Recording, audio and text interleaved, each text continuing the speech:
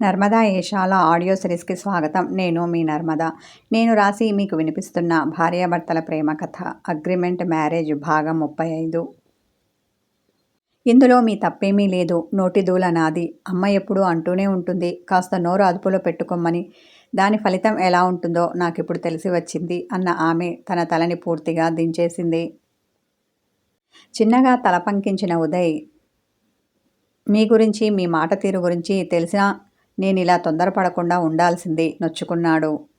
అలా వాళ్ళిద్దరూ ఒకరికొకరు సంజాయిషీ ఇచ్చుకుంటూ ఎంతసేపు ఉండేవాళ్ళో కానీ ఉదయ్ సెల్ రింగ్ అయింది. అది ఛార్జ్ పెట్టి ఉండడంతో కాల్ ఎవరు చేశారో అతనికి తెలియదు. అతడు సెల్ ఫోన్ తీసుకోవడానికి వెళ్తుంటే ఆమె లేచి వెళ్ళబోయింది. సమీరా, నీతో మాట్లాడాలి, వెళ్ళకు, కూర్చో, నేను కాల్ మాట్లాడేసి వస్తాను అన్న అతడు సెల్ తీసుకొని బాల్కనీకి వచ్చాడు.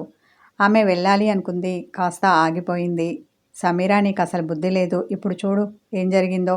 ఇక మీదటైనా నోరు అదుపులో పెట్టుకో. లేదంటే ఇంకేం జరుగుతుందో నువ్వు ఊహించనైనా ఊహించలేవు, అర్థమైందా అని ఆమె అంతరాత్మ ఆమె నెత్తిమీద ఒక జల్లకాయ వేసింది. ఇంత జరిగాక కూడా బుద్ధి రాకుండా ఉంటుందా? చూడు ఇక మీదట ఎంత బుద్ధిగా ఉంటానో తన అంతరాత్మకి సమాధానం చెప్పుకుంది. అతడెంతకీ రాకపోయేసరికి ఎవరై ఉంటారు? ఇంతసేపు మాట్లాడుతున్నారు? కొంపదీసి ఇంతకుముందు చెప్పిన ఆ బాయ్ ఫ్రెండా, లేకపోతే మరో గర్ల్ ఫ్రెండా అనుమానపడింది. ఒసేయ్ సమీ, ఇప్పుడే కదే బుద్ధిగా ఉంటానని చెప్పావు, అంతలోనే ఇలా ఆలోచిస్తున్నావు? ఆమె అంతరాత్మ కసిరింది. ఎంతైనా ఆడదాన్ని కదూ, పైగా వాడంటే బోలెడంత ప్రేమ పెంచేసుకున్నాను. ఎక్కడ నాకు దక్కకుండా పోతాడోనని చిన్న భయం. దాంట్లో నుండి వచ్చిందే ఈ అనుమానం. ఏం చెయ్యను బేలగా అన్నది. నువ్వు మారవు, నీ చావేదో నువ్వు చావు, నే పోతున్నా. ఆమె అంతరాత్మ ఆమె నుండి జంప్ అయింది. ఇంకా రాడేంటి? బాల్కనీ వైపు చూస్తూ చేతులు నలుపుకుంటూ కూర్చుంది.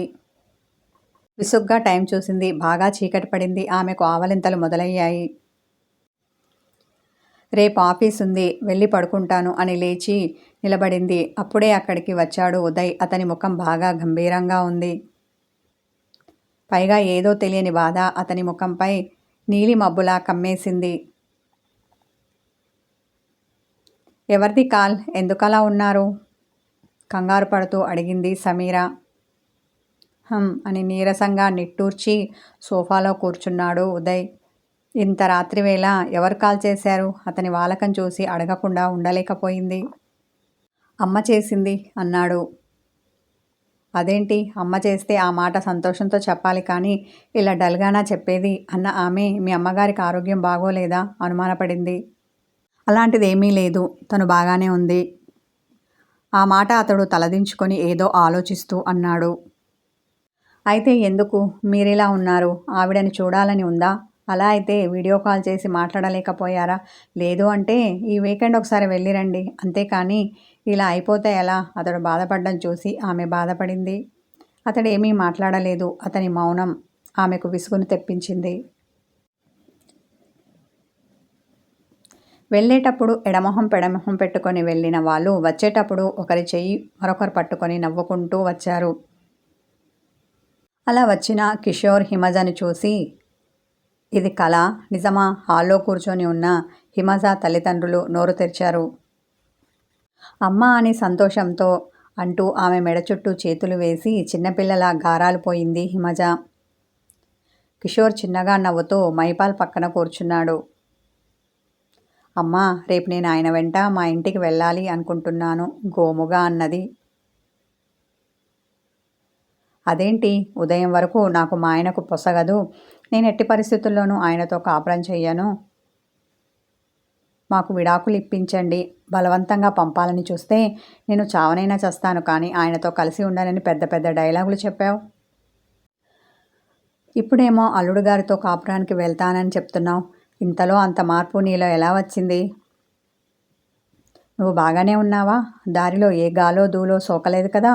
కంగారు పడుతూ హిమజ నుదుటి మీద చెయ్యి పెట్టి చూసింది దమయంతి. ఆమె నుదురు చల్లగా తగిలేసరికి జబ్బేమీ లేదన్నమాట అనుకుంది. ఉదయమే అవని వాళ్ళ ఇంటికి వెళ్తున్నామని చెప్పి మీ ఇద్దరు వెళ్ళారు కదా, ఇంతసేపు అక్కడే ఉన్నారా? ఉండి మాత్రం ఏం చేశారు? ఆ కొత్త దంపతులను ఇబ్బంది పెట్టడం తప్ప అన్నది దమయంతి.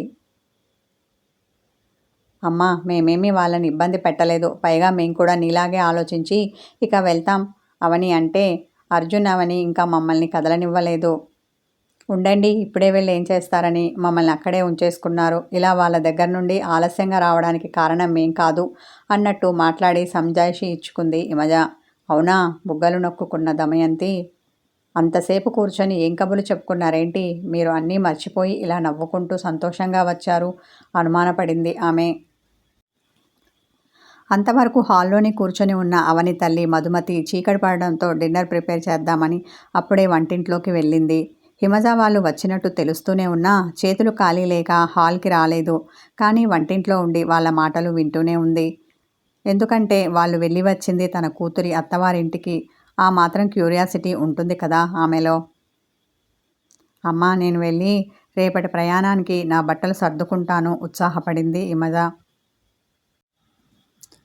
వెళ్దుగాని ఉండు అన్న ఆమె ఇంతకు మీ విడాకుల విషయం ఎంతవరకు వచ్చింది? ముందు అది చెప్పి వెళ్ళు. ఇప్పుడు ఏదో ఒక మంచి మూడ్లో ఉన్నానని చెప్పి రేపు కిషోర్తో వెళ్ళి మళ్ళీ 4 రోజులు కాగానే తిరిగి వచ్చి నాకు విడాకులు కావాలని అడుగుతూ నువ్వు పెట్టే ఆ టార్చర్ మేము తట్టుకోలేము. ముందు దాని సంగతి ఏమిటో తేల్చు అని వెళ్ళబోతున్న హిమజ చెయ్యి పట్టుకొని వెళ్లకుండా ఆపింది ఆమె.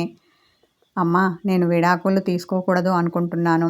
ఆయనతో విడిపోవాలని నేనేదో ఆవేశంతో తొందరపాటుతో అప్పుడు ఆ నిర్ణయం తీసుకున్నాను. ఇక మీదట అలాంటి తప్పు చెయ్యను. ఇక ముందు కూడా మా ఇద్దరి మధ్య ఏదైనా సమస్య వచ్చినా లేదంటే మేమిద్దరం గొడవపడినా మాకు నచ్చజెప్పి పరిష్కార మార్గాన్ని చూపించడానికి చిన్నవాడైనా సరే అర్జున్ ఉన్నాడు. మేము అతని దగ్గరికి వచ్చి మా ప్రాబ్లం ఏమిటో చెప్పుకుంటాం. అతడిచ్చే సలహాలు సూచనలు పాటిస్తాం. ఇలాగే మేము లైఫ్ లాంగ్ కలిసి ఉంటాం అంతే తప్ప ఎట్టి పరిస్థితుల్లో విడిపోవాలి అనుకోము తల్లికి చెబుతూనే కదండి కిషోర్ వైపు చూసింది ఆమె. ఇక మీదట విడిపోవాలి అన్న ఆలోచన ఇటు నా బుర్రలో కానీ అటు ఆయన బుర్రలో కానీ రాకుండా చూసుకుంటాం సరేనా? ఇక మా కాపురం విషయంలో నువ్వేమీ కంగారు పడకు. ఇక మీదట నిశ్చింతగా ఉండు చెప్పి చిరునవ్వుతో తల్లిని హక్ చేసుకుంది హిమజ. నువ్వు చెప్పింది నిజమా? ఆశ్చర్యంతో మహిపాల్ దమయంతి ఒకేసారి అన్నారు. అవునని తల నిలువున ఆడించింది హిమజ. అయినా వాళ్ళు ఆమె మాటలు నమ్మక ఇదంతా నిజమా కిషోర్ అని అతని వైపు చూశారు. తను చెప్పిందంతా నిజమే మామయ్య. ఇక మీదట మేము కలిసిమెలిసి అన్యోన్యంగా కాపురం చేయడానికి ప్రయత్నిస్తాం. మా మధ్య గొడవలు వచ్చినా దానికి విడాకుల వరకు రానివ్వం అని నేను మీకు మాటిస్తున్నాను. ఇక మీరు ఈ విషయాన్ని మర్చిపోండి మహిపాల్ చెయ్యి పట్టుకొని నమ్మకంగా చెప్పాడు కిషోర్. వాళ్ళు ఇలా దృఢ నిశ్చయంతో చెప్పేసరికి వాళ్ళకి నమ్మకం కలిగింది. మీరు కలిసి ఉండడం కన్నా మాకు కావాల్సిందేముంది చెప్పు? అది విడాకులు తీసుకుంటానని చెప్పినప్పటి నుండి మాకు మనశ్శాంతి లేదు. తిండి సహించడం లేదు, పడుకుంటే నిద్ర పట్టడం లేదు. గత కొద్ది రోజులుగా మేమెంత మానసిక వేదన అనుభవించామో అది మాకు మాత్రమే తెలుసు బాధతో అన్నాడు మహిపాల్.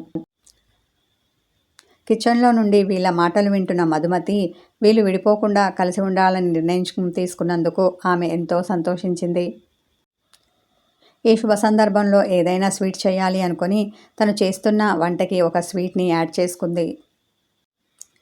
అసలు ఏం జరిగింది? మీలో ఇంత మార్పు ఎలా వచ్చింది? పైగా నీ బొటిక్ ఆలోచన ఏమైంది? అసలు మీరు విడిపోవాలి అనుకోవడానికి అసలు కారణం అదే కదా? దానికి పెట్టుబడిగా కావలసిన డబ్బే కదా? ఇంకా అనుమానం తీరక అడిగింది దమయంతి. అమ్మ అది అంటూ అవని వాళ్ళ ఇంట్లో వీళ్ళందరూ కూర్చొని మాట్లాడుకున్న మాటలన్నీ చెప్పింది. అలాగే అర్జున్ తను బొటిక్ పెట్టడానికి ఇచ్చిన సలహాలు కూడా చెప్పింది.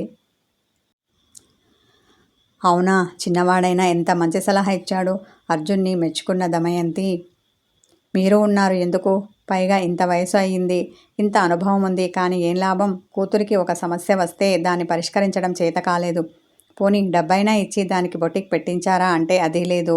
కనీసం అర్జున్ ఇచ్చినటువంటి మంచి సలహాని కూడా ఇవ్వలేకపోయారు. చిన్నవాడైనా అతని ముందు మీ పెద్దరికం దేనికి పనికి రాకుండా పోయింది. భర్త మీద విరుచుకుపడింది ఆమె. అనాల్సిన 4 మాటలు అనేసింది. మనం పెద్దవాళ్ళం అయితే సరిపోదు అండి. పిల్లలకు ఏదైనా సమస్య వచ్చినప్పుడు ఎటూ తేల్చుకోలేని గందరగోళంలో చిక్కుకున్నప్పుడు వాళ్ళు మంచి నిర్ణయాలు తీసుకోకుండా ఉద్వేగంతో తప్పటడుగు వేయబోతున్నారని తెలిసినప్పుడు మనం వాళ్లకు చేయుతాను అందించే సమయంలోనే తెలుస్తుంది మనం ఏంటి అనేది. అప్పుడు కదా మన పెద్దరికం వయసు చేత వచ్చిన మన అనుభవం బయటపడేది. మనకు అలాంటివి ఏమీ లేవని తెలిసిపోయింది. కేవలం మన ఒంటి మీదికి వయసు మాత్రమే వచ్చిందని ప్రూఫ్ అయింది. తన కూతురు కాపురాన్ని నిలబెట్టడానికి ఒక మంచి సలహా కూడా ఇవ్వలేకపోయినందుకు నొచ్చుకుంది ఆమె. ఏదైతే ఏంటి, మన అమ్మాయి కాపురం నిలబడింది, అది చాలు నాకు, సంతోషించింది దమయంతి. గత కొంతకాలంగా ఆమె మనసులో గూడు కట్టుకొని ఉన్న బాధంతా తీరిపోయింది. హిమజ, నువ్వు మీ ఆయన లోపలికి వెళ్ళి ఫ్రెష్ అప్ అయి రండి, అందరం కలిసి భోజనం చేద్దాం అంది దమయంతి. వాళ్ళకి వెళ్ళగానే కిచెన్లోకి వచ్చింది ఆమె. ఓ, వీళ్ళ కాపురం నిలబడ్డానికి కారణం నా అల్లుడా? ఆశ్చర్యంతో పాటు ఆనందపడింది మధుమతి. అక్క, అమ్మాయి చెప్పింది నిజమేనా? వంట అయిపోవడంతో స్టవ్ కట్టేసింది ఆమె.